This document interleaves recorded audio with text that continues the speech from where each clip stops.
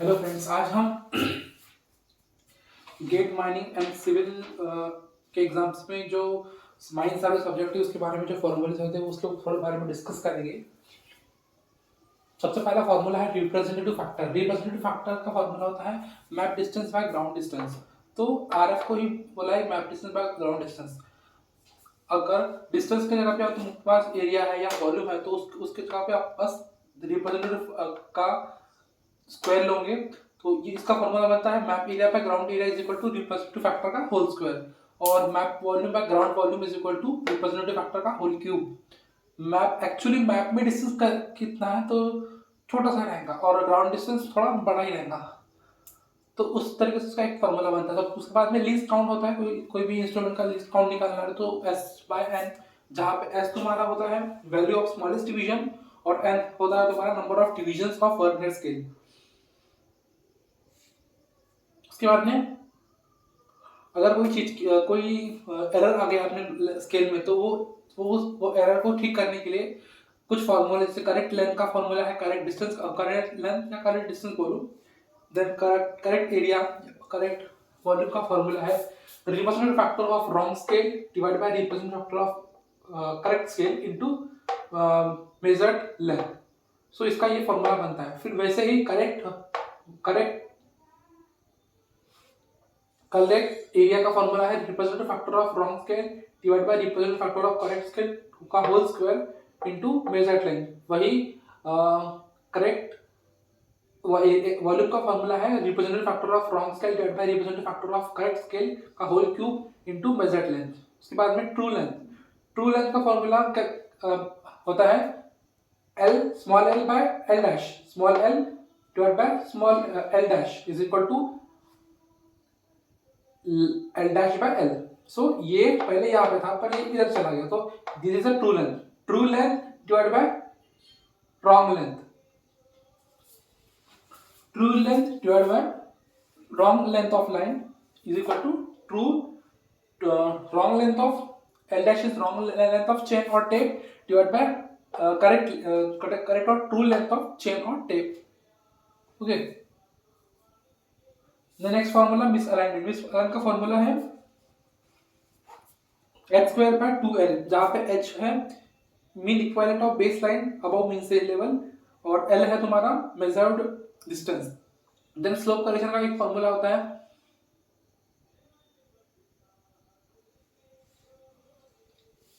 उसमें भी ये इस तरीके का फॉर्मूला यूज होता है h स्क्वायर बाय 2l, पर अगर h नहीं तुम्हारे पास तो l 1 माइनस cos थीटा ये वाला फॉर्मूला हम यूज करते हैं जहां पे l is the measured distance. Hypotenuse allowance का एक फॉर्मूला होता है, वो उतना इंपॉर्टेंट नहीं है। उसके बाद टेम्परेचर करेक्शन, कोई चेन दिया है कोई टेप दिया है उसमें टेम्परेचर के द्वारा कुछ कम ज्यादा फर्क आ गया तो उसका करेक्शन करने के लिए एक फॉर्मूला दिया हमको, that is alpha T M minus T naught into L, where alpha is coefficient of thermal expansion, Tm is mean temperature and T naught is standardized temperature, mean temperature standard temperature into length of chain। बाद में next topic हम पढ़ते हैं levelling. अब levelling में क्या होता है, जैसे अभी लेवलिंग करते हैं हम तो जहाँ पे इंस्ट्रूमेंट रखते हैं उसको तो बोलते हैं ये ग्राउंड लेवल के ऊपर में थोड़ा ये मीन से लेवल रहता है और ये ग्राउंड लेवल उसके ऊपर में इंस्ट्रूमेंट रखते हैं। सो ये इंस्ट्रूमेंट की हाइट उसको बोलते हैं हाइट ऑफ इंस्ट्रूमेंट। फिर एक साइड करने के लिए हम एक शाफ्ट रखते हैं जो हमारा फोर साइड रहता है, ये हमारा बैक साइड रहता है, ये बैक साइड रहता है इसकी इसकी इस साइड वाला ये फोर साइड रहता है। अगर इसके आगे में फोर साइड वही रीडिंग यही इंस्ट्रूमेंट से और आगे रीडिंग्स लेंगे तो वो तुम्हारा इंटीग्रेटेड साइड हो जाता है। तो ये ए पॉइंट है और ये बी पॉइंट है। बी पॉइंट का रेडियस लेवल निकालने के लिए फॉर्मूला है height of instrument plus minus four side और फोर साइड और इंटरमीडिएट साइड। अगर इनवर्स स्टाफ का केस दिया तो वहां पे माइनस यूज करना। सेम हाइट ऑफ इंस्ट्रूमेंट निकालना है तो रिड्यूस लेवल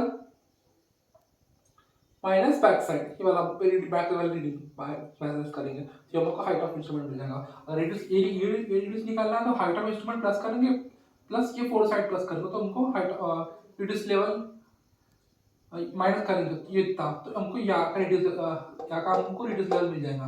उसके बाद में चेक करना, अगर आपने को ये कुछ हमारे राइज एंड फॉल मेथड होता है और कोलिमेशन मेथड है, उसका चेक करने के लिए फॉर्मूला होता है summation of back side minus summation of fore side is equal to summation of rise minus summation of fall is equal to last RL minus first RL. अब इसको simple trick है, कल learn करना है तो first F F ध्यान रखना, F F F 3 बार। देखो यहाँ पे F A fall first four side का, यहाँ पे एफ फॉल का है और यहाँ पे एफ फर्स्ट का है, सो एफ एफ एफ याद रखना फर्स्ट। उसके बाद में कुछ करेक्शन आ रहे हैं, जैसे कर्वेचर हम रेसिप्रोकल लेवलिंग करते हैं तो वहाँ पे कर्वेचर का एरर आता है, रिफ्रैक्शन का एरर आता है, उसको निकालने के लिए हमारे पास कुछ फॉर्मूले हैं। Curvature for correction for curvature का फॉर्मूला है -0.078 डी स्क्वायर और डी हमारा किलोमीटर में रहता है, then C R that is curvature for refraction का फॉर्मूला है 0.011 D square where D is in kilometre distance. फिर अगर तुम्हारे पास ऐसा केस दिया था कि एक बोट है और यहाँ पे एक टावर है या कुछ लाइट हाउस है, तो ये डिस्टेंस तुमको ये पूरा डिस्टेंस निकालना है इसका, तो यहाँ पे हम इसके दो पार्ट्स करके ये जो इसका हाइट है उसका हाइट पुट करके हमको यहाँ पे D1 और D2 मिलता है, तो इसको प्लस करके हमको पास D मिलता है, तो वो उसका फॉर्मूला क्या है 3.8553 डी स्क्वायर। ये D को बोलते हैं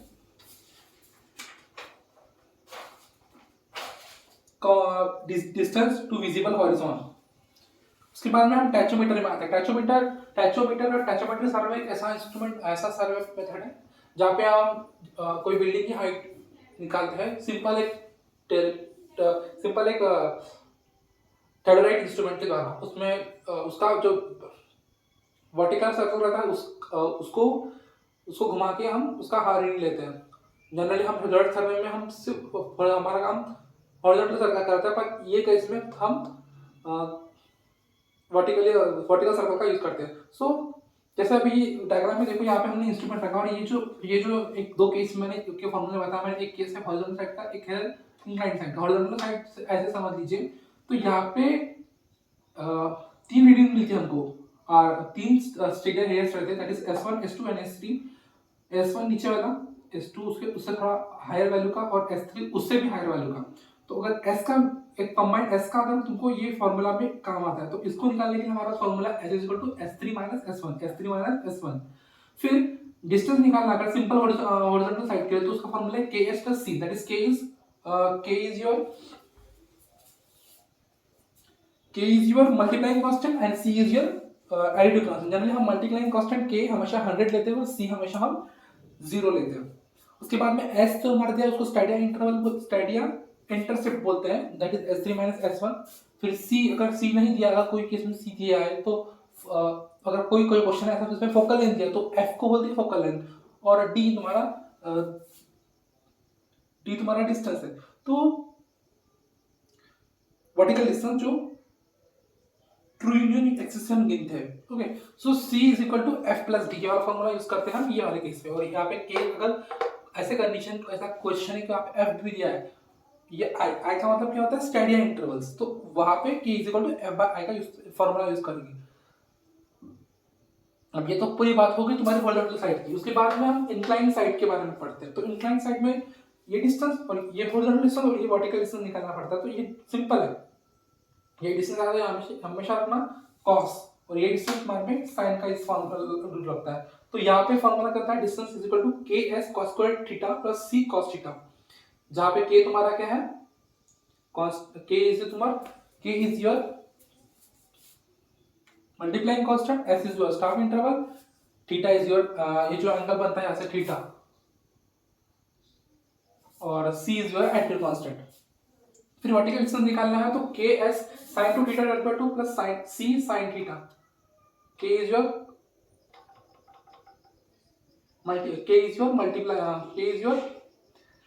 multiplying constant, S is your staff interval, theta is your angle, C is your additive constant. और ये जो R होता है, यहाँ पे R का भी यूज हुआ है इस फॉर्मूला में। वो R हमको ये निकालने के लिए काम आता है। जैसे अभी reduce level at point P, अब ये दो पॉइंट दिए केस, यहाँ पे एक A पॉइंट है, यहाँ पे B पॉइंट है। अब reduce level at point P का हमको निकालना है, तो हम क्या करेंगे हम we will minus height of instrument. First we'll do height of instrument plus vertical distance. Vertical distance is this.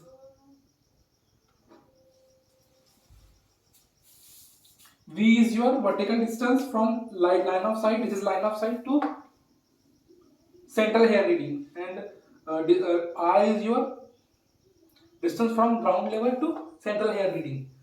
So reduce level point भी निकालने के लिए काम करेंगे हम height of instrument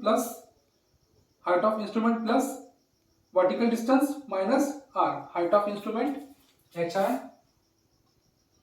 plus vertical distance V minus R. ये वाला distance minus करेंगे, ठीक।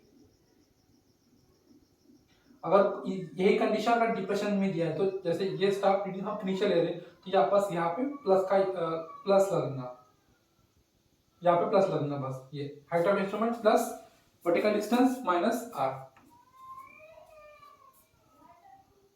तो ये वाला फॉर्मूला हम रेडियस लेवल पॉइंट बी को निकालने के लिए यूज करते हैं। इसलिए इसीलिए हमको वी का यूज काम पड़ता है रेडियस लेवल निकालने के लिए, ये वाले केस में। उसके बाद में हम और टॉपिक्स पढ़ेंगे, कर्व्स के फॉर्मूलेस पढ़ेंगे, फिर रेसिप्रोकल लेवलिंग के फॉर्मूलेस पढ़ेंगे, देन एंगुलर मेजरमेंट के फॉर्मूलेस पढ़ेंगे, ट्रैवर्सिंग के पढ़ेंगे, कंटूरिंग के पढ़ेंगे, फोटोग्रामेट्री पढ़ेंगे। उसके बाद theory of error field astronomy है, एरिया वॉल्यूम कैलकुलेशन है, इडियम है, देन टेलीमीटर का भी छोटा सा फॉर्मूला है, वो सब हम आगे पढ़ेंगे।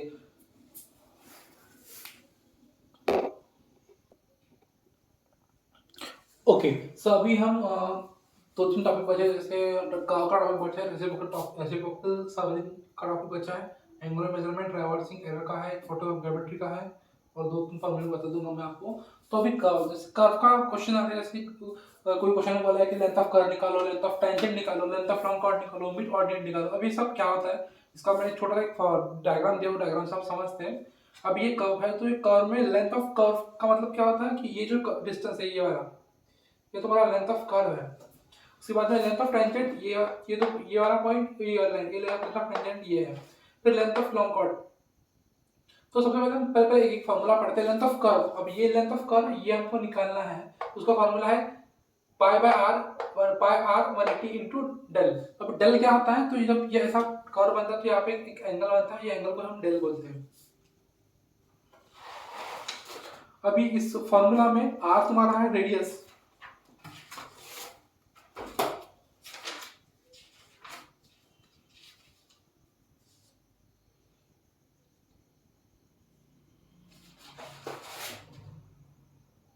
और डेल है तुम्हारा डिफ्लेक्शन एंगल, आर तुम्हारा है रेडियस ऑफ कर्व, और डेल है तुम्हारा डिफ्लेक्शन एंगल। फिर length of curve, length of tangent ये डिस्टेंस, ये और ये जो पॉइंट्स है उसको length of tangent T L से हम रिप्रेजेंट करते हैं। उसका फॉर्मूला है R tan theta del by 2।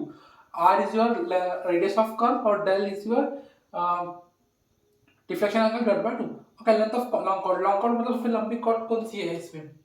अब लॉन्ग कॉर्ड मतलब ये जो डिस्टेंस है इसको बोलते हैं हम long chord LC। So that is 2r sin del by 2, r is it is और del deflection angle 2। Simple formula बस इतना ही लर्न करना है और पुट करना है फॉर्मूला में। मिड ऑर्डिनेट का फार्मूला है, मिड ऑर्डिनेट के इसको बोलते हैं mid ordinate.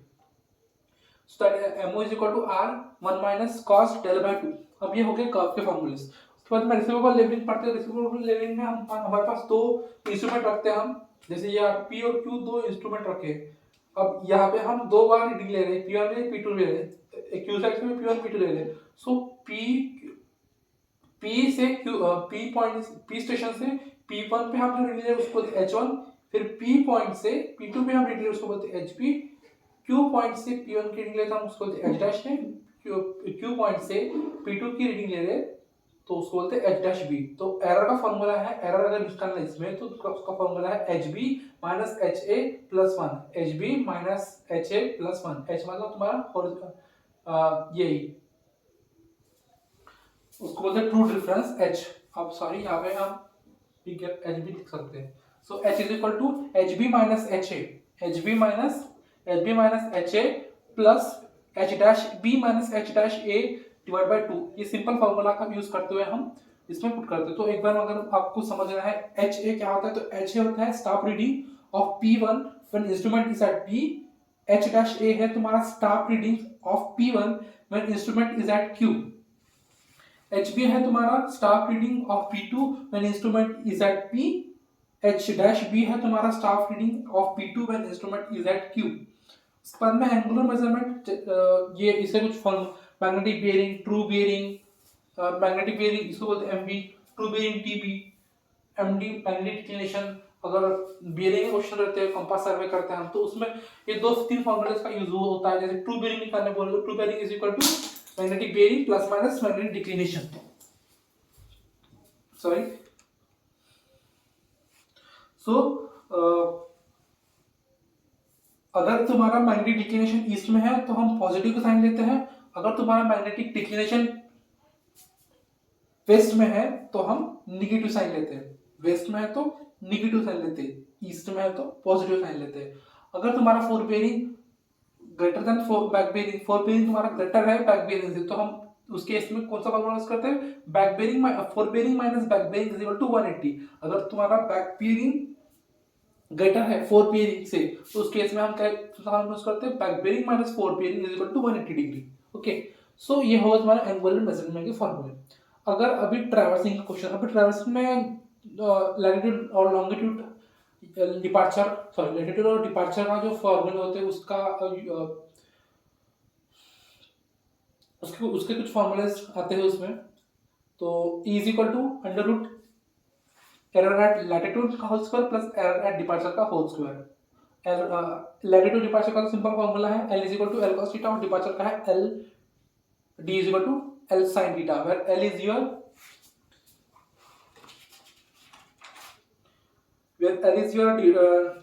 length of line and theta is your bearing angles. Okay, now अगर रिलेटिव प्रेसिशन का फॉर्मूला पूछा, कोई क्वेश्चन में रिलेटिव प्रेसिशन बोलते निकालिए, उसको उसका फॉर्मूला है P E by P, E is your error and P is your perimeter of that area. Okay, and then if bearing का निकालने बोले तो tan theta is equal to error of departure by error of latitude। यहाँ पे D है, यहाँ पे L है, पहले ऊपर डिपार्चर है, नीचे लैटिट्यूड है। ठीक है, अब मेन प्रोबेबल एरर, ये कुछ एरर के कुछ टॉपिक्स है थ्योरी ऑफ एरर में।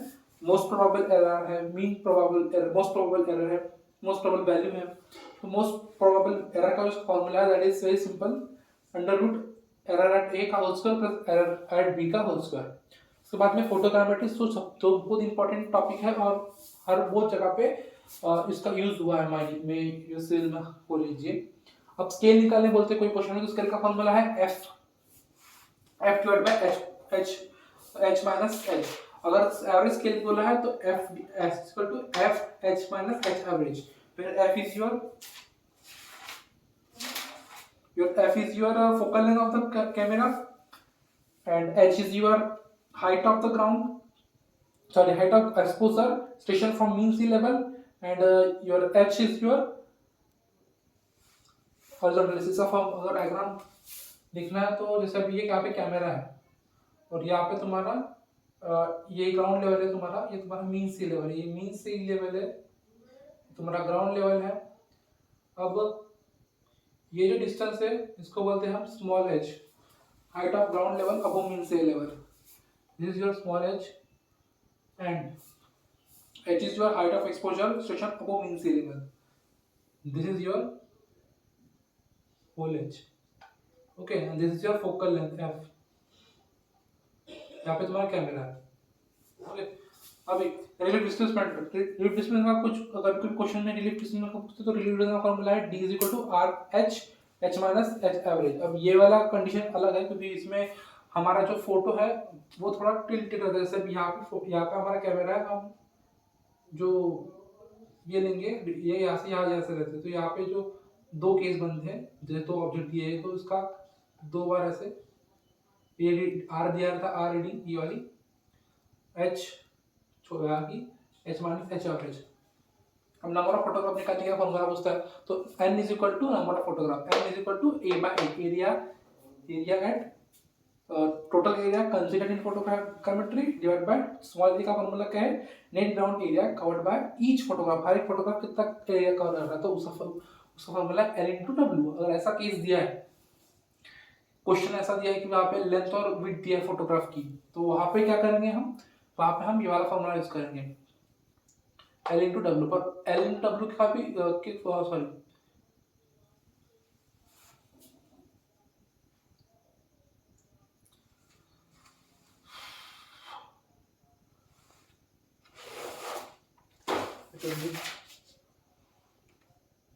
Number of photograph A by A. तो अगर अभी ये ए में हमको लेंथ और विड्थ निकालनी है, तो लेंथ और विड्थ निकालने के लिए हमको क्या क्या चाहिए, ये दो चीज चाहिए, L is equal to one minus P L by S into L, और width W is equal to one minus P W by S into W. P L ये तुम्हारा है लॉन्गिट्यूडनल ओवरलैप, और पी डब्ल्यू है तुम्हारा side overlap.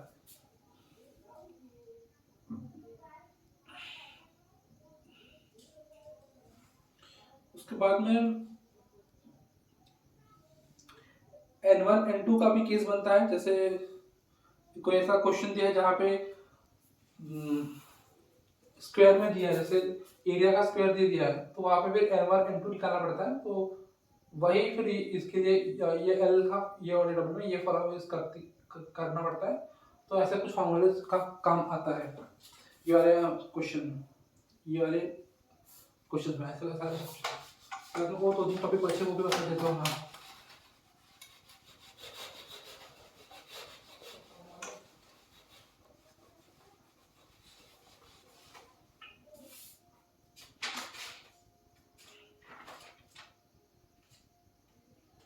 प्लानिमीटर का एक formula होता है,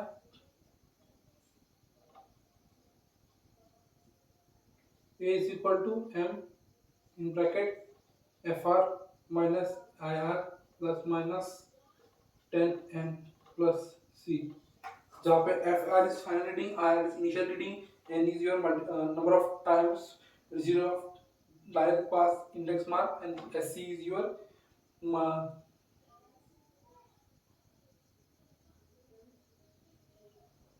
constant, and m is your multiplying constant। okay, EDM के क्वेश्चन में फ्रीक्वेंसी का क्वेश्चन पूछा, frequency equal to 1 by lambda आपको पता है।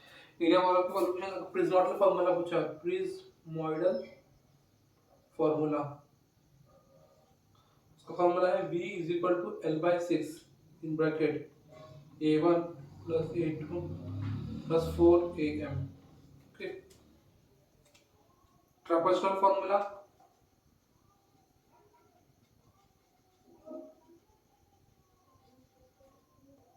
V is equal to T in bracket A1 first reading plus A last divided by 2, फिर यहाँ पे जो चलता जाएगा A2 प्लस A3 ऐसे बढ़ते जाएगा। उसके बाद फील्ड एस्ट्रोनॉमी में एल्जेब्रिक और हार्ड एंगल उसका कुछ फॉर्मूला आपको तो उतना इंपॉर्टेंट नहीं है, इतने फॉर्मूलाज भी आपने कर ले तो आपका 78% सिलेबस कवर हो जाता है। So this are some formulas. Thank you.